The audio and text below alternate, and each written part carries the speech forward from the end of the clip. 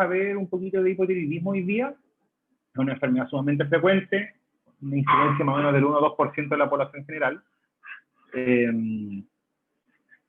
Y es una patología principalmente de la medicina ambulatoria. Les va a tocar verlo mucho a ustedes, sobre todo los que trabajen en el libre ejercicio de la profesión y como EDF, porque por ley es una enfermedad que es de tratamiento en atención primaria. Ya poco se ve en el hospital, la verdad es que casi nada. Habitualmente se ve como una comorbilidad presente en los pacientes, pero ya poco se ve como el hipotiroidismo grave, principalmente por el reconocimiento precoz de la enfermedad y que la TSH casi se pide dentro de los exámenes de laboratorio como básicos. Pero ya poco se ve el hipotiroidismo abandonado en coma mixedematoso. Entonces vamos a ver un poco de la fisiología, su definición, importancia, epidemiología, clasificación, enfrentamiento y algunas cosas prácticas. Creo que tengo también algunas preguntas de UNACOM por ahí.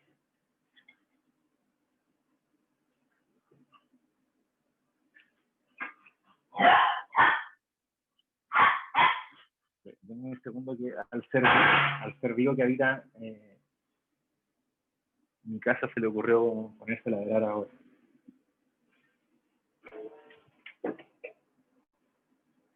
Ya. Entonces, para recordar un poco, esta es la fisiopatología o la fisiología de casi todas las enfermedades endocrinas en verdad. Esto aplica tanto para los ejes suprarrenal, para el feedback también de las hormonas sexuales. La hormona del crecimiento es un poco distinta. Pero básicamente tenemos el hipotálamo que produce la hormona liberadora, en este caso es la hormona liberadora de tirotropina. Luego la hipófisis libera la TSH y esta hace efecto sobre el órgano periférico, que en este caso es la tiroides, para la producción de las hormonas afines, que en este caso son T4 y T3. Entonces tenemos hipotálamo produciendo TRH sobre hipófisis, hipófisis produciendo TSH sobre tiroides, y la tiroides produciendo T4 y T3.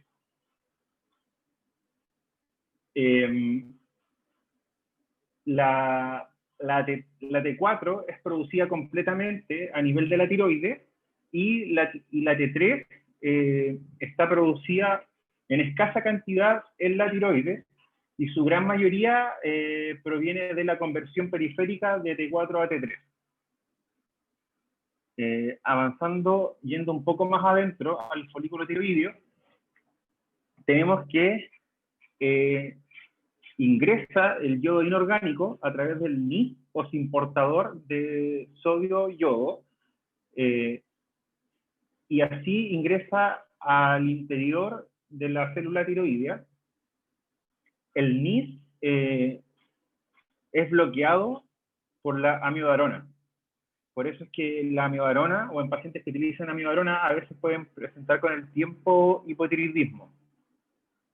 Luego, el yodo sufre un proceso de organificación que está a cargo de la tiroperoxidasa o TPO frente, en fondo, encima a la cual están dirigidas los anticuerpos anti-TPO que son como clásicos de la tiroiditis Hashimoto.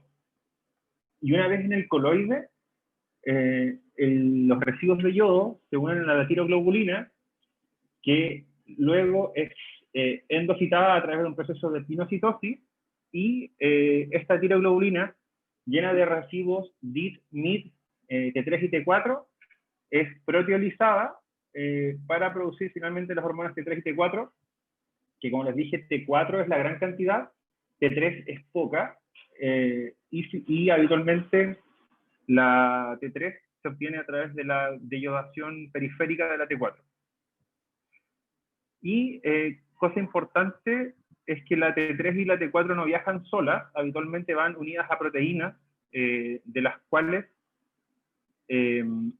la principal es la hormona que que une hormonas tiroideas o TBG, y un resto va unido a albúmina.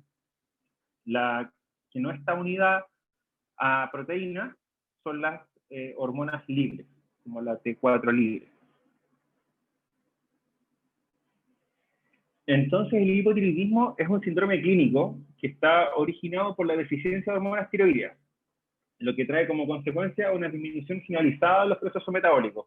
Los receptores de TSH, o sea, de hormonas tiroideas, son nucleares y habitualmente son ubicuos, es decir, están en casi todos los sistemas del organismo. Operacionalmente, se define como una TSH elevada, diferenciándose en el hipotiroidismo clínico, en aquel que tiene las hormonas periféricas bajas, y otra variedad que es el hipotiroidismo subclínico, en el cual la TSH está elevada, pero las hormonas periféricas aún se mantienen en rango normal. Y la presentación clínica es súper variable dependiendo de la gravedad del déficit y cuánto tiempo esté presente este déficit de las hormonas tiroideas, pudiendo encontrarse precozmente con poca sintomatología, principalmente fatiga, que es la más común, hasta el coma mixedematoso. ¿Por qué es importante esta patología? Porque es la patología más frecuente del tiroides. Es una patología súper frecuente también a nivel poblacional, desde el 1 hasta el 5%, dependiendo de los estudios, y el subclínico hasta un 15% de la población. Y puede deteriorar de forma importante la calidad de vida y en ocasiones constituir una emergencia vital. Y como les había dicho anteriormente, es de manejo por médico general en Chile por lo menos. Es una patología GES. ¿Qué es lo que dice el GES? Es el auge número 76 de los actuales, y dice que el acceso es para toda persona de 15 años o más, con la confirmación diagnóstica, es decir, no incluye el diagnóstico en sí. El diagnóstico corre por cuenta de ustedes, ya ustedes tienen que sospecharlo. Tendrá acceso al tratamiento, y la oportunidad es que el tratamiento debería iniciarse a 7 días de la confirmación diagnóstica, y una vez en tratamiento tiene el acceso para continuarlo permanentemente.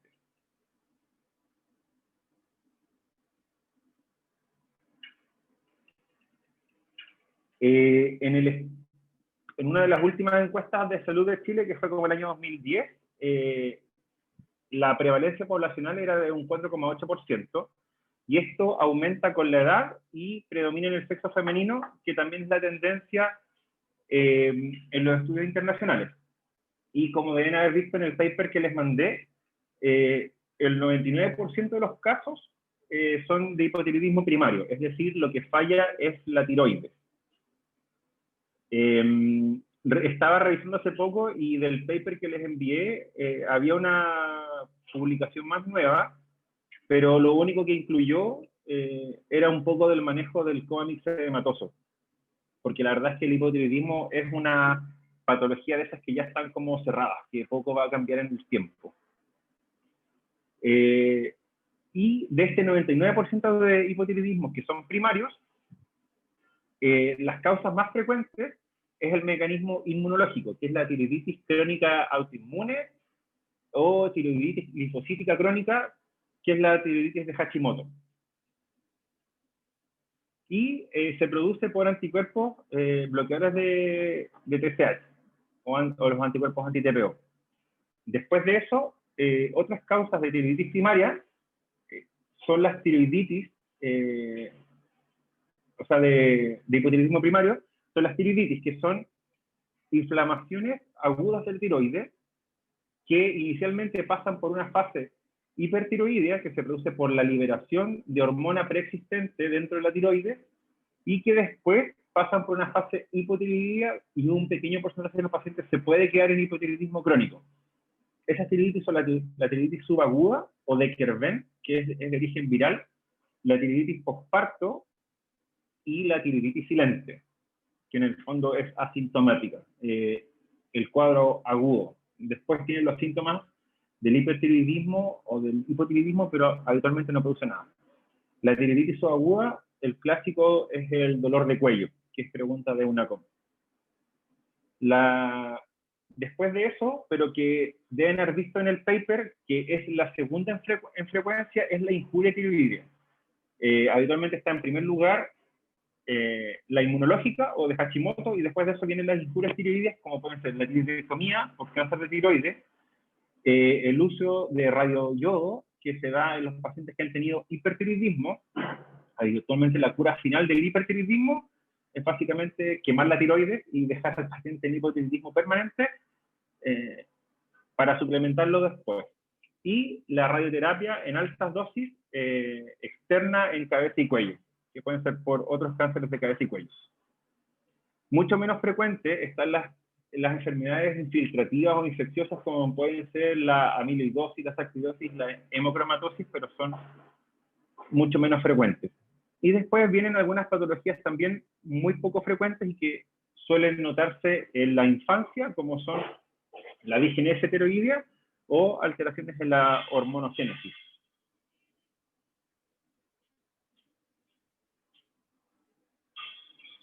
Entonces, más frecuentes, tiroiditis Hashimoto, después de eso las injurias tiroideas, luego vendrían la fase hipotiroidea de la tiroiditis y después de eso las enfermedades infiltrativas. Entonces, tenemos el hipotiroidismo primario, que es el producido por una falla en la tiroides, que puede ser clínico, ¿cierto? Con TSH y hormonas periféricas bajas, que puede ser subclínico, con TSH, o sea, TSH alta y hormonas tiroideas normales, periféricas. El hipotiroidismo secundario o central, que es el que se produce por fallas en la hipófisis o en el hipotálamo, y habitualmente nunca está aislado porque se van a producir déficit de las otras hormonas. Y una también patología muy rara, que es la resistencia a las hormonas tiroides. Cuando el paciente tiene adecuado feedback positivo por TRH y por TSH, se producen hormonas tiroides, pero sus receptores están alterados. Es una patología sumamente rara. Entonces, como primer mensaje es clave, el 99% de los hipotiroidismos son primarios, ¿ya? Un 1% de los hipotiroidismos engloba en conjunto el hipotiroidismo secundario por falla en la hipófisis, el terciario por el hipotálamo y la resistencia a las hormonas periféricas. O sea, casi todos van a ser primarios. Y de estos primarios, la gran mayoría son por tiroiditis de Hashimoto. Pueden ir haciendo preguntas entre medio, a ver si les va quedando alguna duda, porque después a lo mejor al final ya no se acuerdan de la duda, así que la pueden hacer al tiro. Les dije al comienzo que el hipotiroidismo como abandonado, o este que tiene la cola de las cejas raras, la lengua gorda o el cónice hematoso, casi no se ven, porque la TSH es un examen que se hace súper frecuente y está casi incorporado como en el chequeo general de un paciente. Pero la verdad es que, como ven ahorita también viene en el paper, el screening está determinado para ciertos pacientes. En el recién nacido, ustedes saben que eso es universal. A todos los recién nacidos, en cuanto nacen, les hacen pruebas para hipotiroidismo congénito. En el embarazo, que dependiendo el grupo de expertos, se los hacen a embarazadas o en la consejería preconcepcional, algunas líneas dependiendo si tienen síntomas y otras líneas a todos. Y la verdad es que si uno se lo hiciera a las embarazadas que solamente tienen síntomas, se nos pasarían aproximadamente un 30% de embarazadas hipotiroideas. Y una embarazada hipotiroidea tiene alto riesgo de tener un recién nacido con problemas súper graves, en el fondo con retraso mental, retraso del crecimiento, hasta cuando son adultos pueden tener un CI bajo, que como sabemos el CI no es la única herramienta para evaluar inteligencia, pero es significativo en el fondo que por no haber hecho el screening podamos tener un recién nacido con todos esos problemas. Así que por eso nuestro gobierno y la recomendación para ustedes es que siempre, en el fondo, si llegan a tener alguna vez una consejería preconcepcional sí o sí va a la TSH incluso antes de que se embarace la paciente. A todos los pacientes que hayan tenido injuria tiroidea, es decir, a todo paciente que haya recibido, o sea, que haya tenido cirugía tiroidea, que haya recibido radioyodo o que haya tenido radioterapia cervical por cualquier otro motivo, por ejemplo, por un cáncer de cabeza y cuello, deberíamos hacerle screening de hipotiroidismo. Como les dije, algunos fármacos como la amiodarona y también el litio producen daño tiroideo, pudiendo llevar a los pacientes a hipotiroidismo permanente. Y si bien el interferón se usa, es un fármaco de uso poco frecuente, la talidomida también es un fármaco de uso frecuente, el litio y la amiodarona sí son fármacos de uso súper frecuente. Ustedes, como deben saber por el ramo o por el internado de psiquiatría, el litio sigue siendo uno de los gold standard para el manejo del trastorno afectivo bipolar. Y la amiodarona, si bien la intentamos evitar en medicina interna y en cardiología, a veces es la única herramienta que nos queda para poder manejar alguna arritmia cardíaca. Trastornos del ánimo o cognitivos, como de la depresión mayor, la demencia y el trastorno bipolar, siempre deben ser, en el fondo, deben tener un screening para hipotiroidismo. Y patologías asociadas, como son las patologías genéticas, en particular el Turner y el Down, deben tener un screening de hipotiroidismo. De hecho, el hipotiroidismo en el Down es muy, muy frecuente. Y cualquier otra enfermedad autoinmune, principalmente la diabetes tipo 1, el Addison y la enfermedad celíaca del vitiligo, también tienen una asociación muy grande con hipotiroidismo. Así que todo paciente con este tipo de enfermedades autoinmunes debería ser buscado activamente el hipotiroidismo. Y otras condiciones sugeridas que probablemente ustedes las deben tener en la memoria son, por ejemplo, los trastornos del ciclo menstrual y la infertilidad. Habitualmente se busca el hipotiroidismo de forma activa. El estudio inicial de una obesidad, en el fondo, de causa no tan clara, en el fondo no dietética, en los pacientes con anticuerpos anti-TPO positivos y en la hipercolesterolemia aislada. Así que recuerden siempre en su quehacer médico la injuria tiroidea, fármacos como el litio y la amiodarona, que son súper frecuentes, y otras patologías como genéticas y autoinmunes.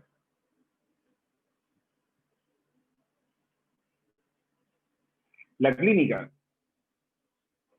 puede ser súper variada. De hecho, por eso es que se pide tanto el TSH, porque como ustedes pueden ver, ahí solamente por colocar algunos, puse como 9 sistemas del cuerpo en los cuales el hipotiroidismo puede presentar síntomas. Sin embargo, creo que en el paper, por el paper que les mandé del 2009 ya, este salía en el del año pasado, que en el 2014 se hizo una nueva cohorte en donde la fatiga fue el síntoma más frecuente, con un 81%, la piel seca en un 63%, como la disnea o el aliento corto un 51%, la habilidad emocional un 46% y la constipación con un 39% fueron los más comunes. ¿Ya? Así que dentro del screening debería hacerse un paciente que tenga síntomas y esos síntomas son estos los más frecuentes. ¿Ya? Así que habitualmente cuando el paciente consulta por fatiga, además de pensar en anemia, en depresión y otras enfermedades, deberían también pensar en hipotiroidismo. Lo que más presentan en la piel y faneros es la piel fría y áspera o seca, que como vimos ahí es un 63%. El pelo seco, la cola de las cejas rala, clásico, y el mixedema, que principalmente se presenta como un edema duro en las extremidades inferiores, que es por disminución del clearance de glicosaminoglicano. Ya, por eso es que a veces cuando ustedes estudian cardio les hablan del edema blando, que es el que se produce habitualmente por retención hidrosalina, pero el mixedema es un edema que es duro. Sistema nervioso puede producir depresión franca, disminución cognitiva y alteraciones de la memoria, y también el hipotiroidismo es una causa frecuente de síndrome del túnel carpiano. En cuanto al metabolismo energético, la intolerancia al frío y a un aumento de peso que es moderado, ¿eh? Habitualmente menor a 4 o 5 kilos. En el fondo, una subida de 10 kilos de peso, en parte por el hipotiroidismo y en parte no. En cuanto al metabolismo de los lípidos, produce aumento del colesterol total y del LDL y también de los triglicéridos, o sea, puede producir dislipidemia mixta. En cuanto al sistema cardiovascular, puede producir disminución de la frecuencia cardíaca y la fracción de eyección, de hecho puede llegar a producir, por lo tanto, insuficiencia cardíaca como tal.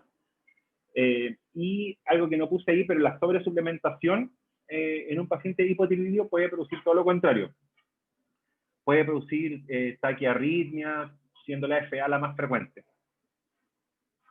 En cuanto al sistema musculoesquelético, miopatía, incluso con elevación de la CK total, por alteración del metabolismo mitocondrial a nivel de la célula de musculatura esquelética, y en el sistema digestivo, anorexia y constipación, y como vimos, constipación es de los más frecuentes, el 39%. En cuanto al sistema hematopoyético, lo más frecuente es la anemia macrocítica. Ya, así que una larga lista de síntomas, pero recuerden estos, ¿ya? Son los más frecuentes.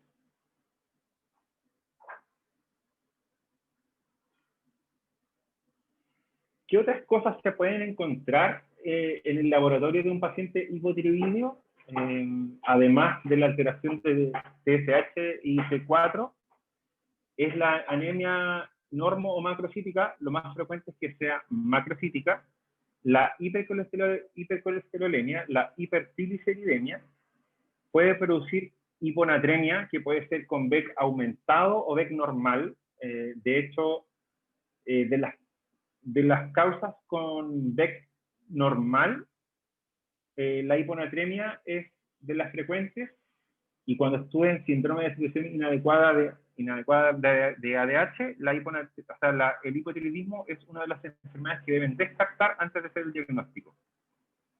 También puede producir hipoglicemia, aumento de la CK total y las transaminasas, y también puede producir hipercapnia. ¿Por qué un paciente con hipotiroidismo podría tener hipercapnia?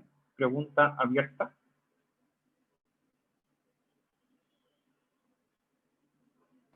Por la disminución de la frecuencia respiratoria.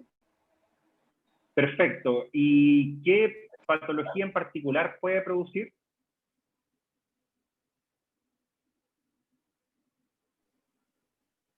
Porque no todo paciente que respira lento va a ser hipercapnia. En cambio, si desarrolla una patología en particular, pueden hacer hipercapnia seguro.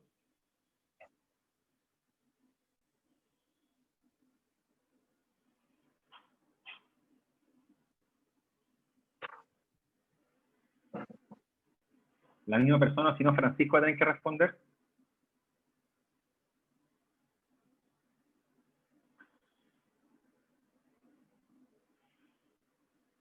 Ya, lo que puede producir es SAOS. Ya hay una incidencia alta de SAOS en los pacientes hipotiroideos.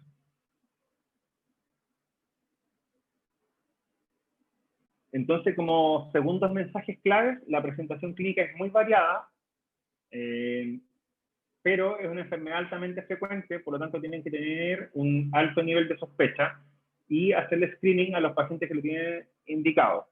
Y el test de elección para el screening es la TSH, que se lo deben pedir a los pacientes que dijimos, cuando con síntomas sugerentes o a los que tienen factores de riesgo. ¿Por qué la TSH? Porque el 99% de los pacientes tienen hipotiroidismo primario y por lo tanto la TSH va a ser el primer examen en alterarse. El hipotiroidismo central requiere sí o sí de la medición de T4, pero es poco frecuente. Entonces, ¿qué hago si aparece entre los exámenes una TSH elevada? Lo primero que hay que ver es en qué rango de elevación está. Se los voy a recalcar más adelante, pero una TSH elevada como por primera vez y en rango bajo 10 no es diagnóstico de hipotiroidismo.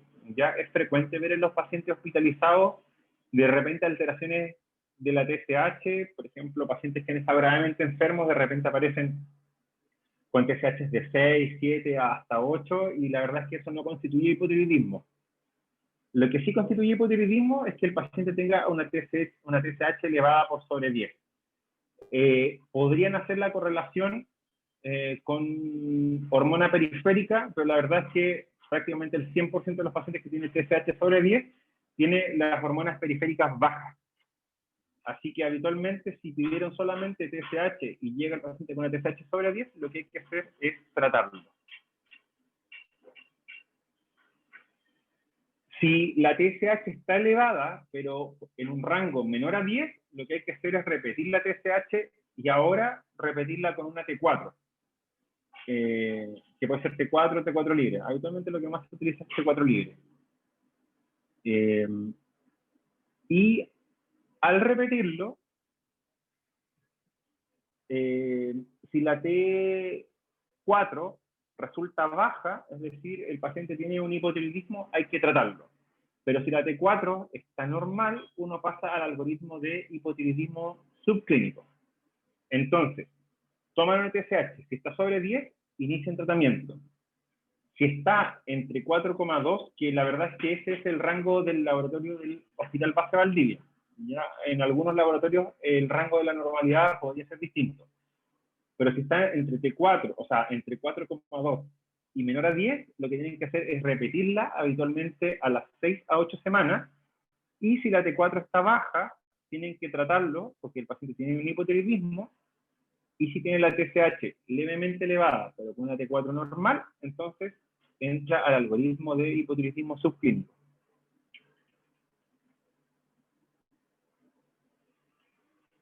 Tercer mensaje clave, el screening es con TSH, como ya lo hemos dicho. Una TSH normal, pero menor a 10, no es diagnóstica de nada. Debe repetirse. Y hasta el 80% de esas TSH alteradas se normalizan. Y si la TSH está anormal, en este rango entre 4,2 y 10, la repiten pero con una T4 libre. ¿Dudas ahí? La verdad es que es bien dicotómico el fondo del algoritmo, que deja poco espacio para las dudas, pero si les queda alguna, háganlo. Doc, una consulta, acá Tomás. Díganme. En el caso del paciente que usted mencionaba que se encontraba hospitalizado, por ejemplo, y tenía una TSH alta, que no cae dentro de la categoría de hipotiroidismo, ¿se refiere como hipotiroidismo subclínico o se refiere como síndrome de tiroideo enfermo? Depende un poco del cuadro clínico. O sea, porque el eutiroideo enfermo es una patología poco frecuente y que se da en pacientes que han estado sumamente graves. Es como que el cuerpo entrara en hibernación frente a la nota grave. Y parte con disminución de la T3, luego disminuye la T4 y por último disminuye la TSH. ¿Alguien tiene el micrófono abierto?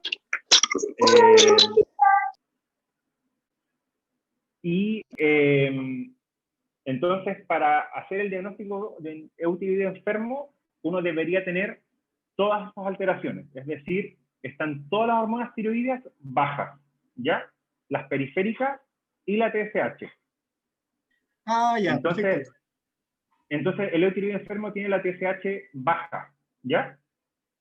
Pero frente a enfermedades no tan graves, los pacientes pueden hacer alteraciones tiroides con aumento de la TSH, pero suelen ser transitorias y la verdad es que eso no tiene un nombre en particular. ¿Ya? Entonces, el tiroideo enfermo tiene la TSH baja.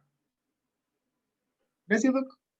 Habitualmente, por ejemplo, no sé, bueno, ustedes no están viendo pacientes COVID, Pero si de repente les toca un paciente que viene recién saliendo de la UCI después de estar muy grave, en los exámenes de realmente táchenle una TSH y puede ser que la tenga baja, y eso es por eutirido enfermo. Pero la verdad es que el eutirido enfermo no se trata, así que habitualmente no se busca mucho.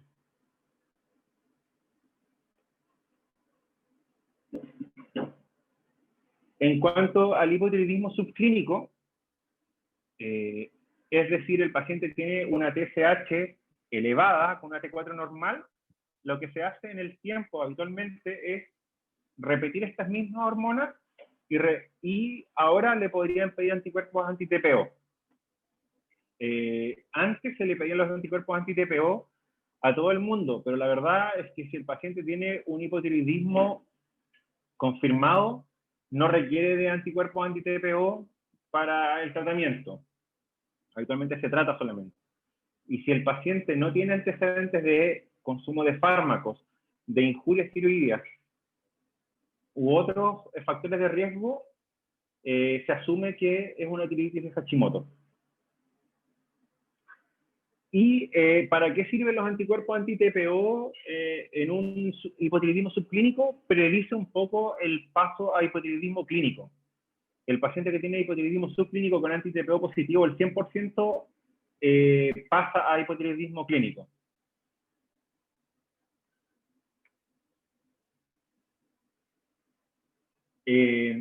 Entonces, si el paciente tiene, al repetirlo, tiene una TSH normal y no tiene factores de riesgo, la verdad es que se puede dar de alta.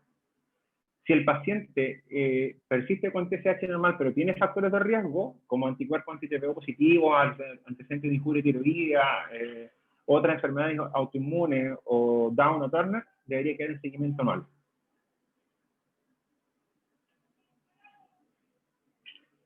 Y si la TSH está elevada,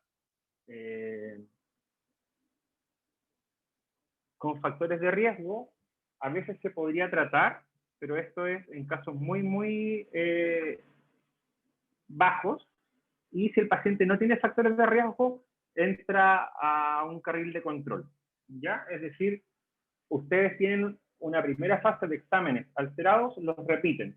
Si los exámenes persisten alterados, es decir, el paciente persiste con hipotiroidismo subclínico, se controla, ¿ya? Y si los exámenes se normalizaron, se puede dar de alta.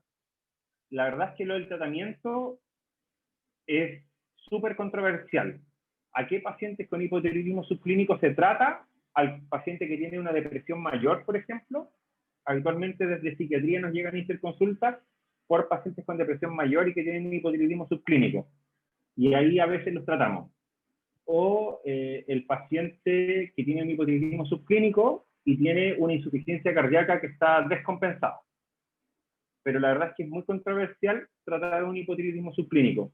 Y a pesar de los años, es una discusión que no está zanjada. De hecho, en el paper, en la actualización del INDE-Clinic que les mandé, no cambia mucho en las indicaciones del tratamiento del hipotiroidismo subclínico. Doctor, y una pregunta. Diga. El paciente que tiene el hipotiroidismo subclínico y tiene el antitiroperoxidasa positivo, uno espera, después lo controla y hasta que haga el hipotiroidismo clínico, o sí. lo empieza a tratar. Sí, si tiene subclínico y tiene TPO positivo, no es indicación de tratarlo, ¿ya? Pero si el paso de hipotiroidismo subclínico a clínico es entre 6 hasta un 20% al año, este paciente tiene el máximo riesgo de pasar a un hipotiroidismo clínico. ¿Ya? Entonces habría que de repente decirle algunos síntomas de alarma frente a los cuales reconsultar precozmente, pero no es indicación de tratarlo. Bueno, gracias. El tratamiento se basa en la restitución del equilibrio del eje hipotálamo-hipófisis tiroides a través de la sustitución con levotiroxina. ¿Qué es la levotiroxina? Pregunta abierta. ¿Qué es el Euthyrox? Es T4. Es T4. Entonces uno le da al paciente T4 para que la absorba y periféricamente la convierta en T3, que me olvidé de mencionarles eso, pero dentro de entre la T4 y T3, la T3 es la más activa, ¿ya?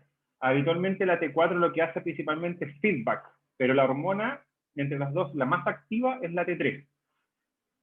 Entonces uno le da al paciente T4, LT4, para que la transforme periféricamente en T3. La verdad es que se han hecho múltiples combinaciones de T4 con T3, T3 pura, pero la T3 pura tiene una vida media más corta, y la verdad es que en los estudios comparados siempre el tratamiento más seguro y efectivo es con LT4. Habitualmente se da en estos rangos de dosis entre 1,2 a 1,6 microgramos por kilo de peso. El paper decía 1,6 por kilo de peso y esto es por kilo de peso ideal. ¿Ya? Así que a un paciente que tiene, por ejemplo, obesidad mórbida, ustedes deberían sacar su peso ideal por la altura y darle 1,6 por kilo de peso ideal. Siempre esto es para partir, ¿ya? Porque al paciente lo van a ir controlando cada 6 a 8 semanas, y si no llega a los rangos objetivos que están puestos acá abajo, le van a ir subiendo habitualmente de 25 microgramos diarios, o 12,5 si es que el paciente es un adulto mayor o un cardiópata. Ya en ellos hay que hacer el aumento de forma más lenta. Formulaciones de LT4 hay infinitas. Ya lo que tenemos en el hospital, si no me equivoco, es Euthyrox, y hay de 25, de 50 y de 100. Pero hay Euthyrox de 88, hay Euthyrox de 112, hay Euthyrox de 125. Entonces, por lo menos en el hospital, tenemos que acomodarnos a darle al paciente una dosis entre esas tres formulaciones. ¿Ya? Por ejemplo, sé que L75, que suele ser la dosis estándar para casi todo el mundo, para partir, tenemos que darle una de 50 y una de 25 o una y media de 50. ¿Ya? Pero si se dedican al ejercicio libre de la profesión o tienen consulta privada más adelante, la verdad es que ustedes le van a poder dar probablemente la pastilla justa porque existen muchas formulaciones. Así que 1,6 por kilo de peso ideal para partir, ¿ya? Control cada 6 a 8 semanas, porque la vida media de la levotiroxina es de 7 días.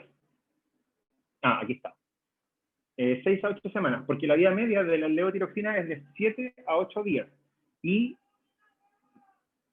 ustedes lo pueden haber visto en sala, por ejemplo, cuando se piden niveles plasmáticos de vancomicina, se hace habitualmente a las 48 horas. ¿Por qué? Porque a las 48 horas se han cumplido entre 4 a 5 vidas medias de la vancomicina, que es cuando llegan a la concentración estable.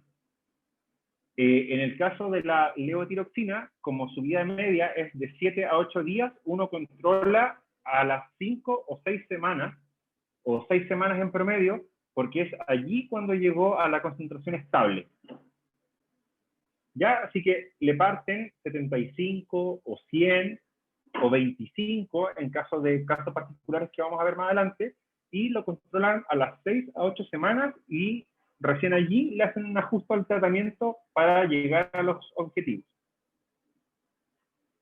Y una vez que ha llegado al objetivo, se puede citar al paciente cada 6 meses por 2 veces, por ejemplo, es decir, 2 veces en un año, para asegurar estabilidad, y la verdad es que después de eso el control puede ser anual incluso. Porque una vez que el paciente llega a una dosis, habitualmente esa es su dosis de forma permanente. El hipotiroidismo central se controla con T4, porque la TSH nunca va a subir, ¿cierto? El paciente tiene dañada el hipotálamo o la hipófisis, por lo tanto, la TSH va a estar por el piso y nunca va a subir, por lo tanto, se controla con T4 para que esté en el tercio superior normal alto. Aunque el hipotiroidismo central, como vamos a ver más adelante, es de resorte de su especialista. ¿Dudas hasta aquí? 1,6 por kilo de peso ideal, controla las 6 a 8 semanas cuando el fármaco llegó a la fase estable, aumentos de 25, por ejemplo, si partieron con 75 le suben a 100, o aumento de 12,5 si es que fuera un paciente frágil, como un adulto mayor o un cardiópata coronario, en quien no queremos acelerarle mucho el metabolismo, queremos que esté normal solamente, porque si le aceleramos mucho el metabolismo puede tener angina, arritmias, etc. Una sola diapositiva de coma mixto hematoso es una condición extremadamente rara que corresponde al estado terminal de un hipotiroidismo no tratado, es decir, un hipotiroidismo abandonado. O un paciente que nunca se diagnosticó y llegó hasta el coma mixto hematoso, o un paciente que era conocido y por X motivo dejó su tratamiento.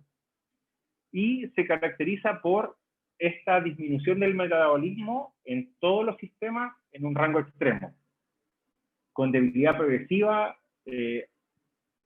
en la conciencia puede llegar hasta el estupor, en el manejo de la temperatura puede llegar en hipotermia, hipoventilando con hipoglicemia e hiponatremia, lo cual finalmente puede llevar al shock y la muerte.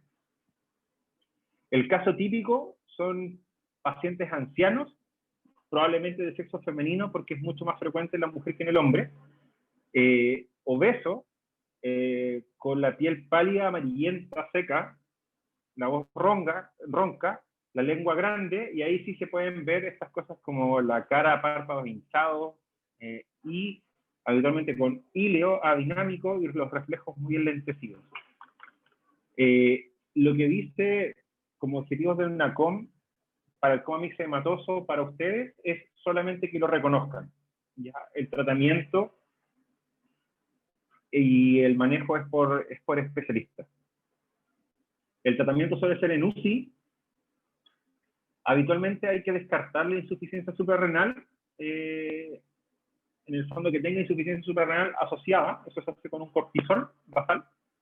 Y el tratamiento es con LT4 por vía intravenosa. También existe la T3 intravenosa, que actúa un poco más rápido, y en los hospitales que no cuentan con T4 o T3 intravenosa, se hace con mega cargas de LT4 por vía oral o enteral a través de una sonda. Mega dosis me refiero a 1000 microgramos por 3 días y después de eso disminuir la dosis.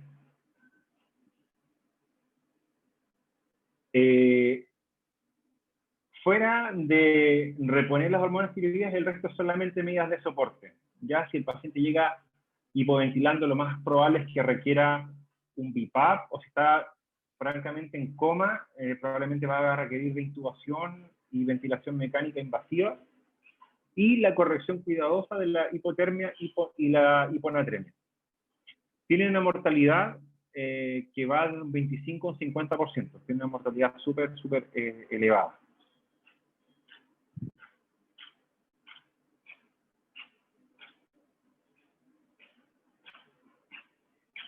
Estas son de las preguntas, creo que te puse 2, preguntas de una COM de años pasados. Dice, un paciente de 65 años presenta un cuadro clínico compatible con una depresión mayor. ¿Qué examen le parece más adecuado para descartar el hipotiroidismo como diagnóstico alternativo? T4 y T3, T4 libre, tiroglobulina, hormona tiroestimulante o anticuerpos anti-TPO. Francisco, está súper fácil. TSH. TSH, ¿cierto? Hormona tiroestimulante. T4 y T3, bueno, lo vamos a ver más adelante, pero habitualmente T4 y T3 no se piden juntas. La T3 se pide para diagnosticar síndrome de eutiroidismo enfermo o para diagnosticar un coma mixto hematoso. Pero en el manejo de un hipotiroidismo común y corriente, la T3 suele no ser necesaria. La T4 libre podría estar alterada por distintas razones, pero no vamos a tener la TSH para saber si es primario, por ejemplo, o central. La tiroglobulina es que se encuentra, ¿cierto?, en el coloide, habitualmente se utiliza como un marcador de seguimiento de cáncer tiroideo. No se utiliza en hipotiroidismo para nada. La TSH, por supuesto que sí, y los anticuerpos anti-TPO, ya vimos que para diagnóstico no sirve. Si quieren hacer el diagnóstico así súper certero y dejar al paciente tranquilo, si usted tiene una tiroiditis Hashimoto, se lo pueden pedir, pero después de la TSH. ¿Ya? Así que TSH. Una paciente de 35 años presenta un cuadro de astenia importante. Al examen físico tiene una frecuencia cardíaca de 59, una presión de 110,70, se aprecia palidez, vitiligo, edema de las extremidades inferiores, piel seca con pelo quebradizo. En sus exámenes tiene un hematocrito de 27 con una BCM de 110. El diagnóstico más probable es Hipotiroidismo. hipotiroidismo. ¿Qué otra cosa podría ser? Podría ser el Addison, pero quizás es mucho menos frecuente que el hipotiroidismo. Podría ser un Addison, sí, pero en las preguntas típicas de una COM, cuando les hablan de Addison, les dicen inmediatamente hiperpigmentación de la piel. ¿Ya? Cuando les preguntan Addison, siempre va la hipopigmentación de la piel y la hipotensión, que en este caso no hay hipotensión, sí está en 110 la sistólica, pero no es hipotensión, y no hablan de hiperpigmentación de la piel. Un déficit de B12, de repente, una de las causas de déficit de B12 es la anemia perniciosa, que es una enfermedad autoinmunitaria, y que es bien frecuente que se presente junto con otras enfermedades autoinmunes. Entonces, si este paciente tiene vitiligo y tiene hipotiroidismo, de repente, y con esa BCM, uno se podría pasar el rollo de que tiene un déficit de vitamina B12. Cirrosis, sobran cosas para cirrosis. Sí podría tener la anemia con BCM alto, eso lo produce la cirrosis, sobre todo cuando es por alcohol, pero sobran cosas como la palidez, el vitiligo, la piel seca. Ya, así que el diagnóstico de esto es hipotiroidismo. Un paciente de 40 años presenta astenia sin otros síntomas.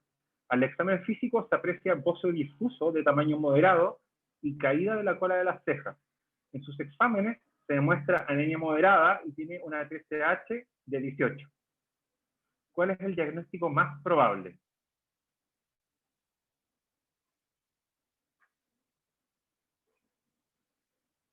Cualquiera que responda. Hashimoto. Tiroides Hashimoto, muy bien. ¿Enfermedad de Baza-Douglas? Por supuesto que no. La enfermedad de Baza-Douglas es el Hashimoto, pero del hipertiroidismo. ¿Ya? Es la causa más frecuente de hipertiroidismo y es de causa autoinmunitaria. Así que para el cuadro que se presenta nada que ver. Tiroiditis subaguda de Kerben tendría que estar en la fase hipotiroidea de la tiroiditis subaguda y, como les dije casi al comienzo, y para los que no estaban, cuando les pongan este cuadro con dolor de cuello, ustedes van de cabeza a tiroiditis subaguda de Kerben. ¿Ya? Porque la tiroiditis subaguda o viral es una tiroiditis dolorosa del cuello, se produce bocio incluso, con aumento de la temperatura local, en el fondo se inflama la tiroides. ¿Ya? Así que, como no está el antecedente del dolor cervical, no les están preguntando por de Kerben o subaguda. Bocio multinodular tóxico es una causa de hipertiroidismo, la segunda más frecuente, y el síndrome del eutiroideo enfermo no es el cuadro clásico, ¿ya? Habitualmente no les preguntan por síndrome de eutiroideo enfermo, y si les llegan a preguntar, les van a mencionar que el paciente está muy grave, por la enfermedad que sea. por un shock séptico, por una pancreatitis aguda, por la razón que sea, o por un gran quemado, la razón que sea, el paciente está muy grave y entonces ahí le encuentran las hormonas tiroideas alteradas, pero con la TSH baja, no alta. Así que eso es una tiroiditis Hashimoto. ¿Algunos ejemplos reales, como de exámenes de pacientes que he rescatado por ahí? Quiero ver la lista de nombres.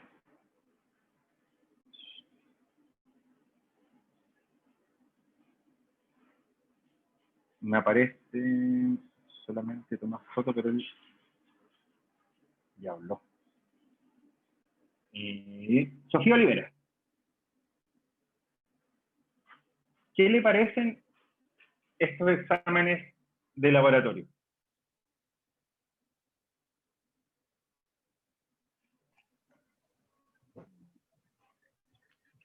O sea, la TSH está un poco elevada, pero ¿Ya? no como en rangos de hipotiroidismo. ¿Ya? Quizás habría que controlarlo de nuevo. ¿Cierto? Eso es lo que habría que hacer desde el punto de vista tiroideo. De hecho, yo casi no hubiese visto esta TSH y hubiese visto esa glicosilada que está por las nubes. El paciente tiene una diabetes súper mal compensada. ¿Cierto? Con una glicosilada de 11, si no me equivoco, eran como 240 de glicemia en promedio. Y llama la atención también que tiene las transaminasas alteradas, con la GPT mayor a la GOT. Entonces, lo más probable es que este paciente tenga una diabetes que está no controlada y lo más probable es que esté desarrollando un NASH. Ya en el fondo la diabetes, no sabemos si es obeso o no, pero le produjeron un hígado graso y ese hígado graso ya no solo tiene grasa, sino que está inflamado y eso es un NASH. Y el NASH es una condición precirrótica. Ya, y lo otro que podemos saber por sus exámenes es que probablemente sea muy sedentario. Tiene un HDL que está bajo. Así que estos exámenes dicen que tenemos que es un paciente sedentario, diabético, mal controlado, probablemente desarrollando un NASH y que aparte tiene una TSH sobre 5 y lo que hay que hacer con eso, como usted dijo, es recontrolarlo. ¿Ya? A las 6 a 8 semanas. Así que la tiroides o la TSH en este perfil poco importante.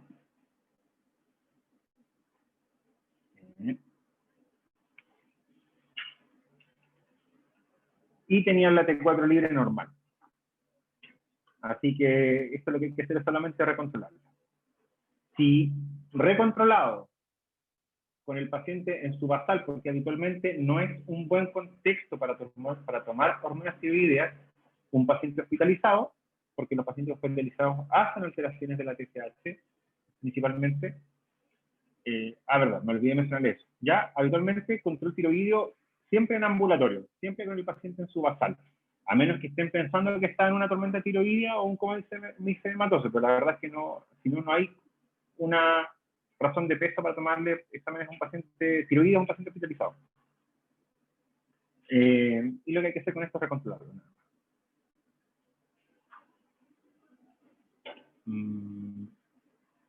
Otra persona.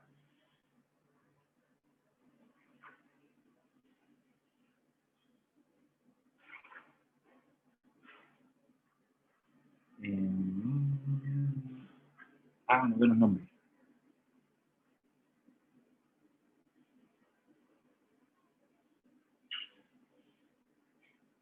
Paula Saldivia. ¿Qué le parece ese perfil?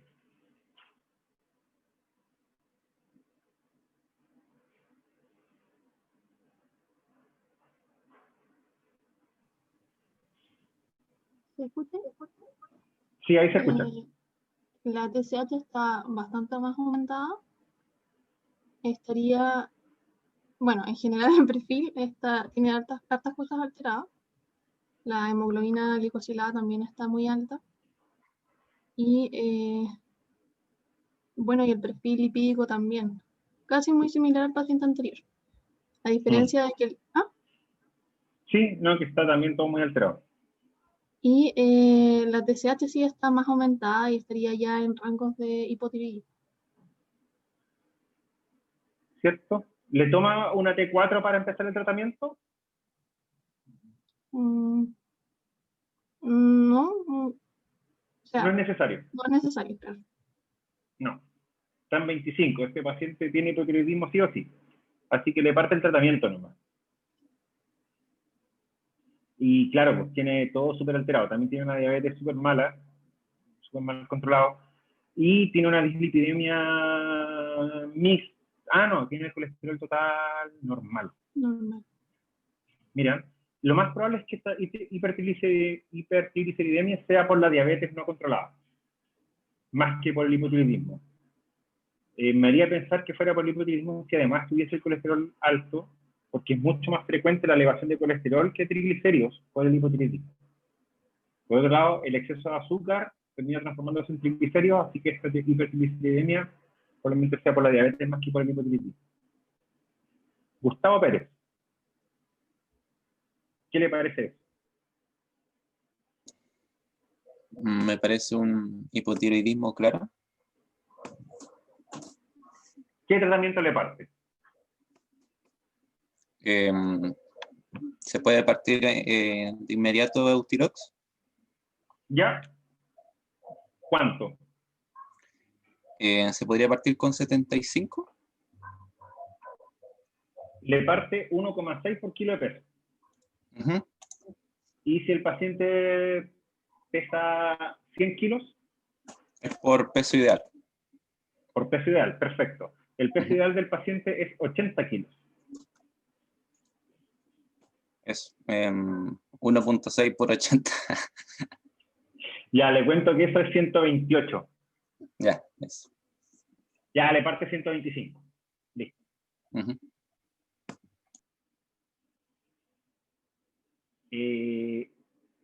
Dice Sofía Saavedra y Matías algo.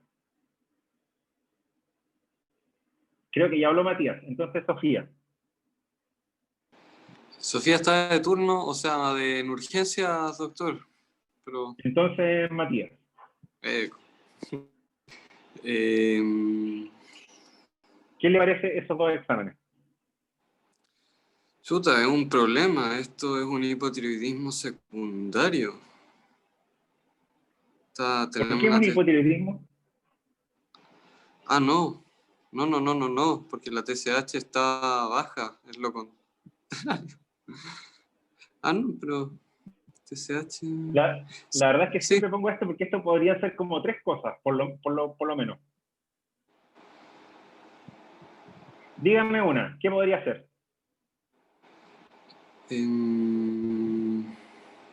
O sea, podría ser un... Sí, podría ser un hipotiroidismo... Un hipotiroidismo no.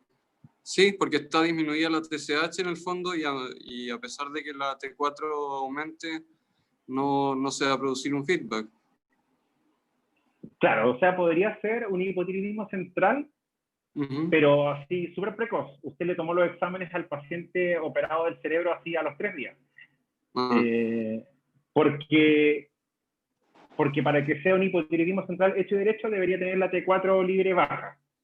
Entonces usted le tomó el examen así con la TSH baja y justo o no ha alcanzado a bajar la T4.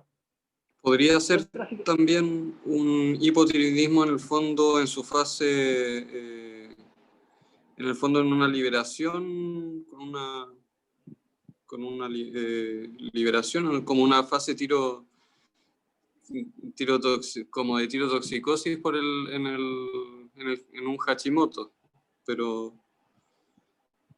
también... Pero recuerda que el Hashimoto no da una fase tirotoxicósica. Esas son las otras tiroiditis. Pero ¿qué pasaría si al paciente de delante le partimos 125, no anduvo bien y nos subimos a 150? Y el paciente llega con eso. Nos viramos al otro lado. Exacto. Esto podría ser un paciente hipotiroideo sobretratado. ¿Ya? Esto podría ser frecuente que les toque en su quehacer médico. Ya le partieron 100 porque el paciente era gordito, pero ustedes se olvidaron que en verdad era por peso ideal. Entonces el paciente llegó sobretratado. ¿Ya? Esto podría ser un hipotiroidismo sobretratado y lo que hay que hacer es bajarle la dosis. ¿Ya? Y lo otro que podría ser, que yo creo que eso, cuando uno ve un perfil así, sin ver al paciente, por supuesto, lo primero que podría hacer es un hipotiroidismo sobretratado. Lo segundo que podría hacer es un hipertiroidismo subclínico. Existe. ¿Ya? En el fondo el paciente está produciendo un poco más de hormona tiroidea. Eso no se alcanza a reflejar en la T4, pero sí empezó a hacer feedback negativo. ¿Ya? Y la TSH baja. Existe, ¿ya? El hipertiroidismo subclínico. Y lo otro que podría hacer es un central sin repercusión en la T4 todavía. Ya, pero lo más frecuente es que le hayan dado una dosis de T4 más alta, nomás, y hay que bajársela.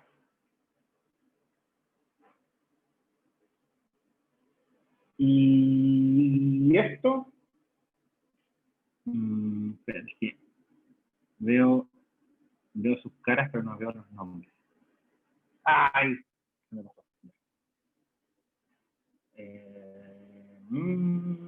Gustavo Pérez ya me dijo.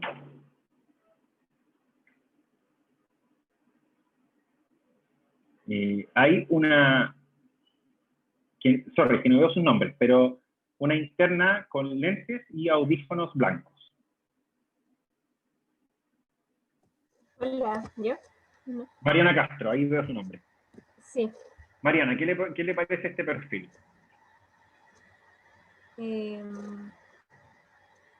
Bueno, primero que pidieron hartas hormonas, de más, quizás, pero la TSH está en rangos normales y la T4 libre también, así que eutiroideo.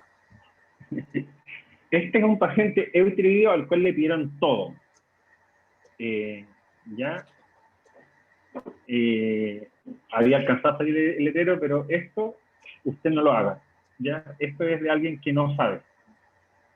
¿Ya? Así que nunca pidan esto, nunca pidan todo. ¿Ya? Si es que están haciendo screening, solamente TSH. Si salió un poco elevada, pero no sobre 10, van a repetir TSH con T4, que puede ser T4 total o T4 libre. La verdad es que la T4 libre tiene ciertas indicaciones, que son a pacientes que tienen los estrógenos aumentados por la razón que sea. TRH, ACO, embarazo. Esas personas tienen indicación de tomarse T4 libre porque la T4 total podría estar falseada. ¿Ya? Un hombre, no hay para qué tomarle T4 libre. A un hombre se le toma T4 total. ¿Ya? Pero lo que se usa más es T4 libre, porque es un poco más fidedigna. Finalmente es la parte libre la que es activa. Entonces, cuando uno toma T4 libre, está tomando como los más fidedignos. ¿Ya? Entonces, si les tocó repetir la TSH, la repiten con T4 libre, o T4, pero nunca con T3. T3, yo les mencioné que es para ciertos casos. Habitualmente para pacientes que están hospitalizados con sospecha de linfedema o sospecha de tormenta tiroidea, o al cónice hematoso le dieron T3 endovenosa y uno quiere ver si se normalizó, pero la verdad es que en lo ambulatorio no hay ninguna razón para tomar T3. Por otro lado, pueden llevar a muchas confusiones, ¿ya? Así que pedir esto está súper mal, ¿ya? Ustedes piden solamente TSH o TSH con T4, que puede ser T4 total o libre. Si toman T4 libre, se están yendo a la segura. ¿Ya? Algunos aspectos prácticos, la T4 debe ser tomada en ayuno. Ahora, esto me olvidé de modificarlo, no tiene por qué ser tan tajante. Puede ser 1 hora antes de comer o 3 horas después de comer, pero lo importante y el concepto que quiero que recuerden es que debe ser alejado de las comidas. ¿Por qué? Porque la levotiroxina se absorbe a través de canales de aminoácidos, del canal de la tirosina, del aminoácido tirosina. Entonces, si el paciente comió y habían aminoácidos tirosina en su comida, no va a absorber la T4. ¿Ya? Así que 1 hora antes de comer o 3 horas después de comer, pero lo importante es que sea como alejado de las comidas. Si ustedes ven en la práctica diaria, o a lo mejor lo escuchan de alguna parte, la T4 se toma en ayunas antes del desayuno. ¿Pero qué decía el paper?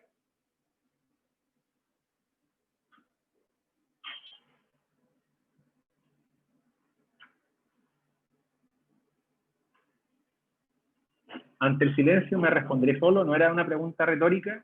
El paper dice que se lo tomen antes de acostarse, porque se absorbe mejor que en la mañana. Razones desconocidas, pero le pueden decir al paciente que se lo tome tanto antes de acostarse como en la mañana, pero lo importante es que sea alejado de las comidas. Idealmente, que el paciente no se tome la levotiroxina el día de que se toma la TSH, ya, porque puede alterar la medición de T4. Entonces, les puede aparecer, por ejemplo, una TSH normal con la T4 un poco alta.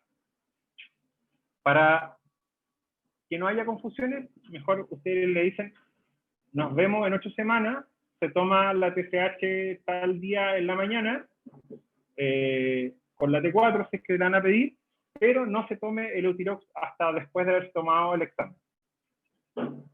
¿Ya? Otro aspecto práctico es que como la vida media de la levotiroxina es tan larga, eso permite hacer ajustes como a la semana. ¿A qué me refiero con esto? Como de forma más práctica, puede ser que ustedes de repente vean a un paciente que toma 100 microgramos de lunes a viernes y 50 sábado y domingo. ¿Ya? Lo que hizo ese tratante fue, por ejemplo, si el paciente tenía que tomar, le dio el cálculo que tenía que tomar 88 microgramos, pero resulta que en mi consultorio no tiene 88. Entonces yo multiplico 88 por 7, veo cuánto me da la dosis semanal y eso lo puedo ajustar con las pastillas que tengo. ¿Ya? Porque de repente van a hacer el cálculo y resulta que les da 110 microgramos semanales. ¿Cómo le dan 110 microgramos semanales si ustedes tienen solamente levotiroxina de 100? Entonces ahí lo que podrían hacer es sumar esos 10 y darle una dosis más alta un solo día. No sé si se entendió eso, pero en el fondo esto es un aspecto práctico para cuando no tengan muchas opciones de levotiroxina.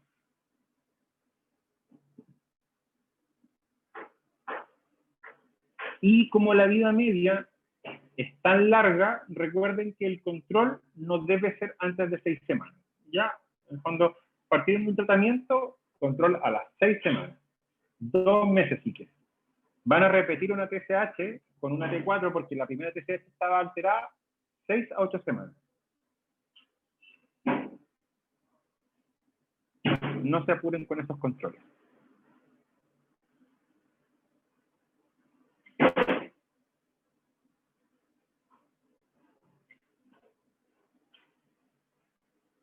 En una paciente embarazada, supongamos no se hizo screening y llegó ya embarazada de 12 semanas y tiene una TSH elevada, ustedes le parten 50 al tiro y la derivan al endocrinólogo.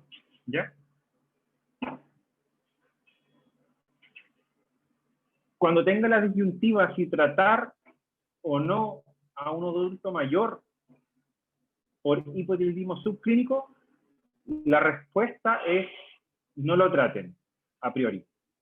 ya, a menos que tenga además una depresión mayor y aún así es muy cuestionable, ya, así que habitualmente frente a la disyuntiva, si tratar o no tratar un hipotiroidismo subclínico en un adulto mayor, en un cardiópata, como en un paciente común y corriente, a priori no lo traten. ¿Ya?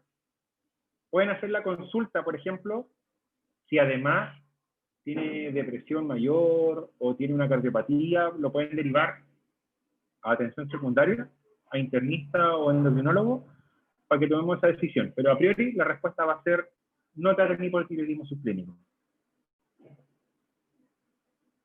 Por otro lado, si este mismo paciente adulto mayor tiene un hipotiroidismo clínico, deben iniciar el tratamiento con dosis bajas. Ya para los adultos mayores no corre el 1,6 microgramos por kilo de peso ideal. Habitualmente al adulto mayor se le parte con 25 microgramos diarios, máximo 50 microgramos diarios si es que está muy hipotiroideo.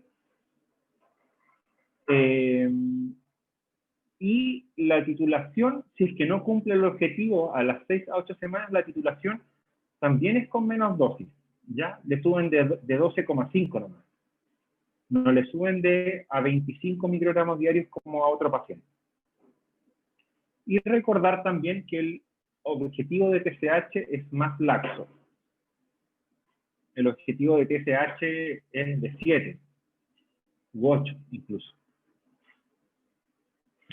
¿Ya? Así que si tienen un adulto mayor con un hipotiroidismo recién diagnosticado, que partió con una TSH de 20, por ejemplo, le partieron 25 microgramos al día y a las 8 semanas tienen una TSH de 7, están perfectos.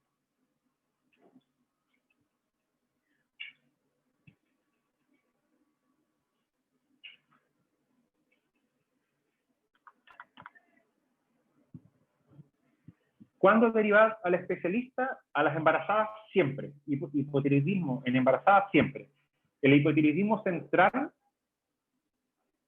también. Siempre es de manejo del subespecialista.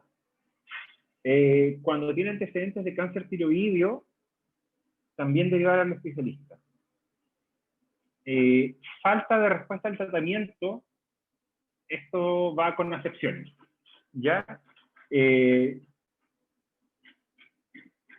¿Cuándo por falta de tratamiento? Después de 2 controles seguidos, que la TSH sigue hacia arriba, y que ustedes chequearon que el paciente no esté cometiendo, por ejemplo, errores en la toma, o que francamente se olvida día por medio. ¿Ya? Entonces, habiendo chequeado que el paciente se toma el fármaco, y que se lo toma bien, y en 2 controles la TSH sigue hacia arriba, ahí lo podrían derivar porque podría ser una resistencia a las hormonas periféricas, enfermedad rarísima, y después la pueden publicar, porque es súper. ¿Ya? Así que falta respuesta de tratamiento. Lo más probable es que si se encuentran con esto sea algún error de la toma, fíjense en eso primero, y si teniendo eso corregido, y por supuesto que ustedes le están dando la dosis correcta, y si todo eso está bien, y en 2 controles sigue la TSH sigue para arriba, entonces lo derivan. Y por último, cuando le quieren tratar el hipotiroidismo a un paciente con muchos factores de riesgo cardiovascular, por ejemplo. Un paciente con una cardiopatía coronaria conocida, con stent, suboperado, etcétera, y tiene hipotiroidismo o insuficiencia cardíaca, también podrían derivar. Y otro aspecto práctico, si el paciente tiene una enfermedad autoinmune, como es la tiroides Hashimoto, el paciente puede tener otra, ¿ya? Así que cuando les toque controlar a pacientes con hipotiroidismo, por muy fácil que sea el control, recuerden preguntar por otras cosas, ¿ya? Como por ejemplo, si el paciente tiene diarrea crónica, porque puede ser una enfermedad celíaca, si tiene anemia ferropénica, que también es una forma de presentación de la enfermedad celíaca, ¿ya? O si empieza a desarrollar, pese a un buen tratamiento, una anemia macrocítica, puede ser una anemia perniciosa y está haciendo un déficit de B12, o si el paciente con el hipotiroidismo de repente se empieza a hiperpigmentar porque podría estar desarrollando un Addison, o si empieza con una diabetes muy mala, con glicemias muy altas porque puede ser una diabetes tipo 1. ¿Ya? Así que recuerden ver que no tenga otra enfermedad autoinmunitaria. ¿Qué dudas tienen? Doctor, yo tenía una duda para la dosis de la levotiroxina. ¿Ya? Bueno, aparte de los adultos mayores o por fragilidad, la dosis de 1,6 es independiente de la TSH, siempre y cuando sea mayor a 10, como hipotiroidismo ya Independiente de franco. la TSH, sí. A pesar de que tenga una TSH de 100, usted le parte 1,6 nomás. En el fondo, que esté en 100 y no esté en 20, habla de que probablemente ese paciente es hipotiroideo hace más tiempo. Ya. Ya, pero no habla de que tenga un hipotiroidismo que sea más grave que el de uno de 20. Tiene el mismo hipotiroidismo, más solamente que probablemente diagnosticado de forma un poco más tardía. Ya, y ahí igual tenía como motivo de derivación que tenga un hipotiroidismo severo, pero no sé a qué se refiere con que sea severo. ¿Lo puse yo o...? Es que yo leí lo que usted mandó y la guía es que no me acuerdo en cuál salía. Pero no sé si hay como algún valor de TSH que uno diga esto es más riesgo de algo o que llegue ya con muchos síntomas. Yo no creo sé. que severo se debe referir a que tenga síntomas como pre-coma. Como, Lo ya. que el paciente llegue con bradicardia o que llegue con alteración de conciencia. Pero la Ya. verdad es que si tiene 100 y el paciente está estable, no hay motivo para derivarlo, la verdad. Ya, el nivel de TSH entonces no, qué tan alta esté, No, no dice nada. no, Ya. no. Gracias. La verdad es que yo categorizaría a un paciente con hipotiroidismo severo por síntomas, más que por un nivel de TSH. Ya. Ya, porque si el paciente andaba por la vida con una TSH de 100 y usted se la descubrió recién, pero el paciente está estable, la verdad es que ni hipotiroidismo nomás, no tratado. Ya. Ahora, distinto es si tiene una TSH de 100 y llega bradicárdico, hiponatrémico y el familiar refiere que está medio confuso. Ujú. Tal vez ahí sería para partir del tratamiento y derivarlo. Ya. Super. Gracias.